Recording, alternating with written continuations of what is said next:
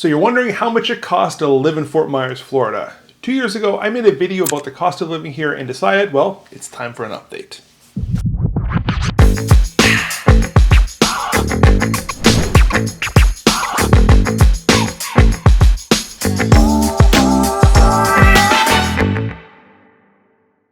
My name's Zach, and I'm a local real estate broker right here in Fort Myers, Florida.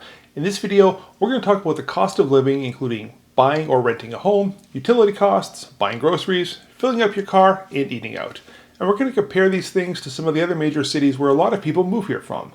Now, I do a ton of videos about Fort Myers, including what it's like to live here, the different neighborhoods, and lots of really cool stuff. And I'm going to continue doing so. So please make sure you click that subscribe button and that little bell that's right next to it so you're notified every time that I do a video. So let's get started with the largest expense that most people have wherever they live, the cost of housing. If you're buying a home and looking at a typical 3-bedroom single-family home, the average sale price in Fort Myers for April 2022 was $462,000. Now, of course, the price of a home can vary widely depending on the area, the type of home, the condition of the home, the amenities, and so on. But going by the MLS, $462,000 was the average sale price last month for a 3-bedroom single-family home with a Fort Myers address. Now, if you compare it to some of the larger cities in Florida, you'll see that our cost of housing is quite a bit lower. For reference, the average price in Tampa for a single-family home was $490,000, while in Miami was well over $500,000 at $621,000. When you factor in things like location and the condition, I can tell you the average homes in those cities aren't close to the water, and they may need quite a bit of work. So we've talked about owning a home, but what about renting? Well, renting is kind of gone crazy here as it has everywhere. There's tons of new apartments being built, and even with these new additions, a lot of the rental prices are higher than a mortgage payment. If you were to rent a 3-bedroom apartment or a house in Fort Myers, the average price is going to be anywhere from about $2,500 to $2,900 a month for an annual lease. But let's say you're a snowbird and you want to rent a home just for a month or 2 or 3 in the winter season. Well, you can count on paying a lot more for a short-term rental, but that's turnkey furnished, so you really just need to bring your clothes and a toothbrush. But you can see how expensive renting here can be just to rent a home.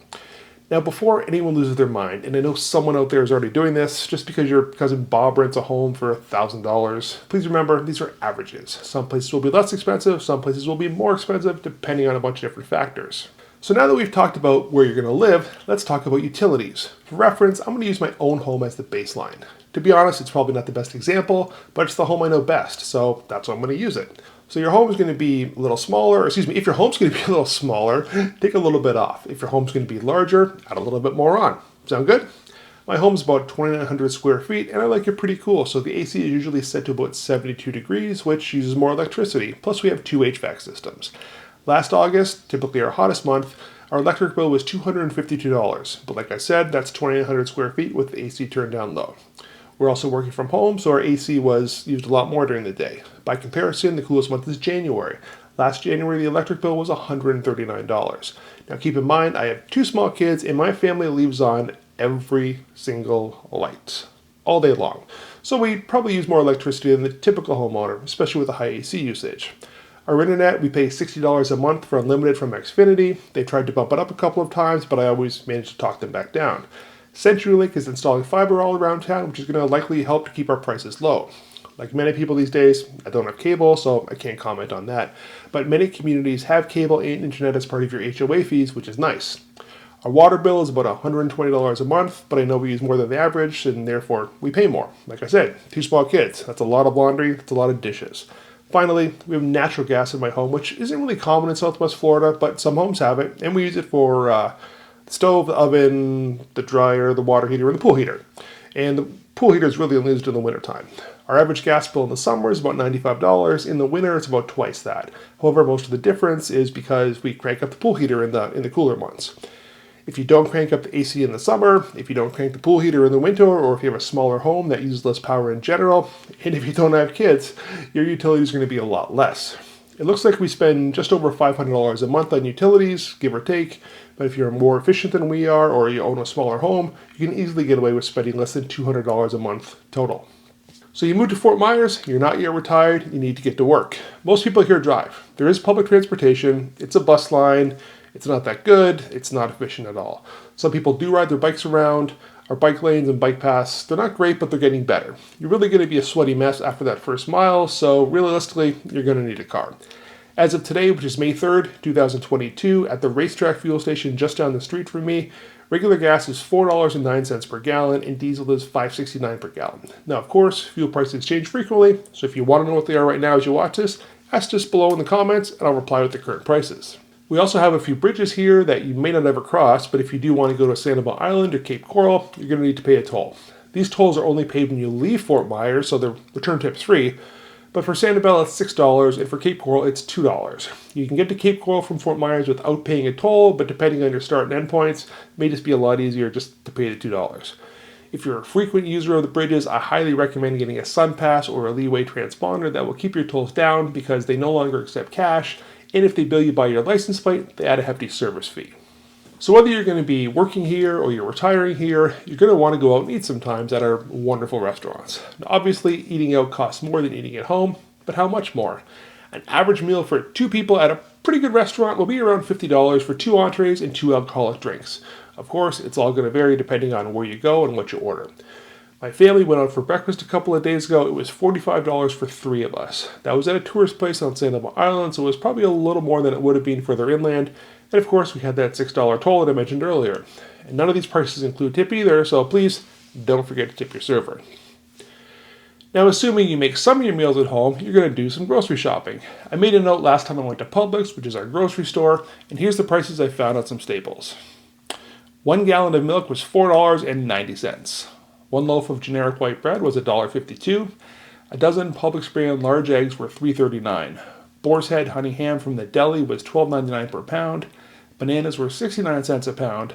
A 12-pack of Corona beer in bottles was $18.49, and a 24-pack of Bud Light was $21.99. But how does that compare to where you live?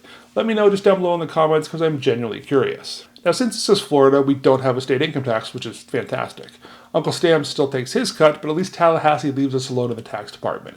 Since we don't have a state income tax, we do have sales tax on most items. Florida state sales tax is 6%, while Lee County charges 0.5% for a total of 6.5%. So if you're moving here from one of the few states that don't have a sales tax, be prepared just to pay a little bit more than the price you see on an item. And as I just touched on, Florida does not have a state income tax, so if you're moving here from another state, it's going to be like getting a raise of anywhere from 3 to 12% depending on your income level and the state that you just lived in. Oh, Florida property taxes are also well below the national average, so you really do pay less to the government to live here. Since you're probably wondering how the state makes money, well, we don't pay any taxes. The answer is tourists. We have a lot of tourists in Florida. Any accommodation rental less than 6 months will have a 5% tax in addition to the sales tax, whether it's 1 night in a hotel or 5 months in a beachfront condo. That 5% helps to keep our government funded and our other taxes lower or non-existent. So, thank you, tourists. Anyway, we've talked about the cost of living in Fort Myers. How does it compare to other places? Well, I looked at the most expensive cities to live in the United States. The largest list I could find was the 50 most expensive cities and the 100 most expensive zip codes, and not surprising, Fort Myers wasn't on any of those lists. I can tell you the bottom 5 most expensive cities were all smaller cities in the Midwest. If you happen to live in a larger metro area like Atlanta, Nashville, Philadelphia, Chicago, or a state like New York or New Jersey, you're going to be pleasantly surprised at how the cost of living compares to home. Anyway, like I said, I'm a local real estate broker right here in Fort Myers. If you have any questions, if you're thinking about moving to Fort Myers, or perhaps your job is relocating here, please give me a call or reach out to me any way you'd like. You can call me, text me, you can send me an email, and of course you can comment just down below and I'll definitely be in touch. If you have any questions, or you know where you're going to be working, or you know where you want to be playing, then I can definitely help you to find a home really close to that because there's so many different options both in Fort Myers and the surrounding area. Comment down below if you've been to Fort Myers and if you agree with my info or not. And please click that subscribe button. I do a ton of videos about the area, what it's like to live here, the best neighborhoods, lots of really cool stuff, and I'm going to continue doing that. Thank you so much for watching. I'll see you in my next video.